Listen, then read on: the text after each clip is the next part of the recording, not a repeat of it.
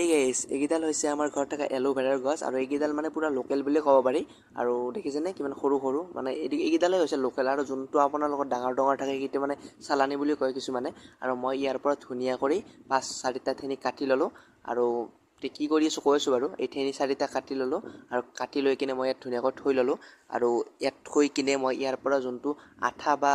হেৰি বুলি কয় আঠা বুলিয়ে কয় বেছিভাগে আঠাটো ধুনীয়াকৈ বাতি এটাত ওলোৱাই ল'লোঁ আৰু আপোনালোকে দেখিছেনে ধুনীয়াকৈ ওলাই লৈছোঁ আৰু এই শান্তিয়ে ওলাইছে বেছি ওলোৱা নাই আৰু ইয়াত অলপমান দেৰিকৈ মই ইয়াত অলপ কোকোনাট অইল মিক্স কৰি দিলোঁ নাৰিকলৰ তেল আৰু তেলখিনি মিক্স কৰি মানে মই ইয়াত মানে এইটো বস্তু গালত ঘঁহিম গালত ঘঁহিলে মানে আপোনাৰ যে পিম্পল বা আপোনাৰ শালমন বুলি কয় সেইটো আপোনালোক কম হ'ব আৰু মই ইয়াত চুলিটো ব্যৱহাৰ কৰিছোঁ মানে এইটো বস্তু আপোনালোকে য'তে ত'তে ব্যৱহাৰ কৰিব পাৰে এইটো বস্তু আপোনালোকে ক'ৰবাত কাটিলেও দিব পাৰে আৰু মই চুলিত আৰু গালতে লগালোঁ আৰু দেখিছেনে চুলিবোৰ কিমান এটা হৈ গৈছে আৰু এনেকুৱা ধৰণৰ ভিডিঅ' মই মাজে মাজে দি থাকিম আৰু পুনৰ লগ পাম নেক্সট ভিডিঅ'ত থেংক ইউ